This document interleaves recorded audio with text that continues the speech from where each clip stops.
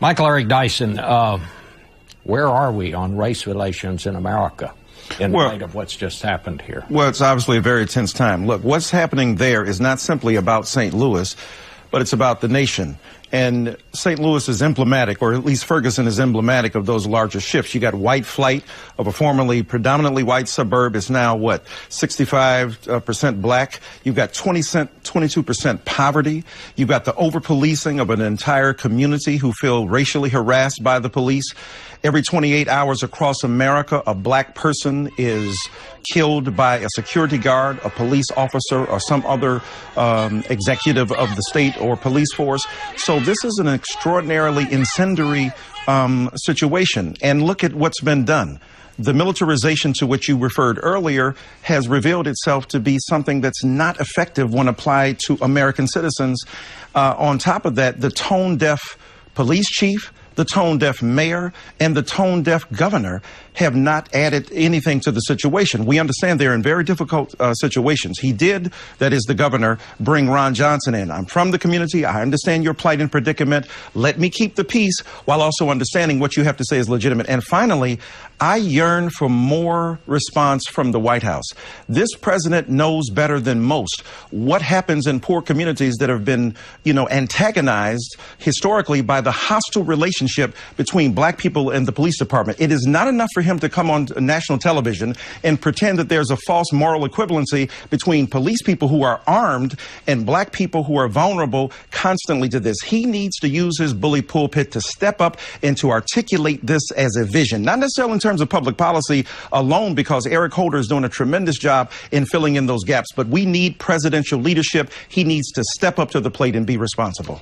I think Michael is exactly right that you can't create this trust at the last minute, but you can make the situation way worse at the last minute. And that is exactly what we saw here. Cornell Brooks talked about the Keystone Cops and not being rude to the Keystone Cops. The difference is that the Keystone Cops did not have rubber bullets and SWAT gear and armored vehicles. And that's a very, very dangerous thing. And you have this paradox of the federal government simultaneously providing, and I think this is a very useful time to reconsider the provision of this military equipment to jurisdictions around the country and making sure if they have it, they know when it's appropriate to use and when it's not appropriate to use. And then the important role of the administration and the Justice Department in coming in. I think this news about the autopsy is very welcome. The FBI agents on the ground are very welcome.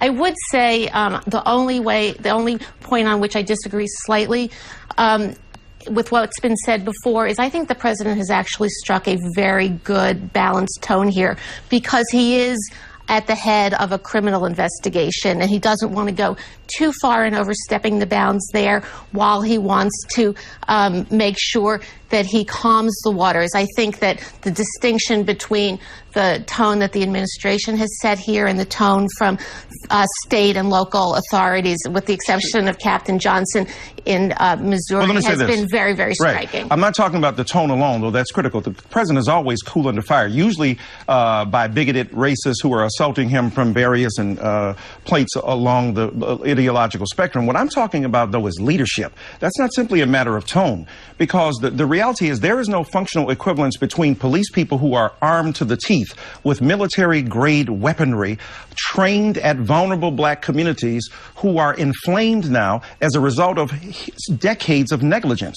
The president has a responsibility to say, look, this is one of the key points we expect of him because of his unique experience. As an African-American male, I know what it means to not have an autopsy report released. I know what it means to have a young man besmirched posthumously with no relationship that we can tell between what that was about on that camera and how he died.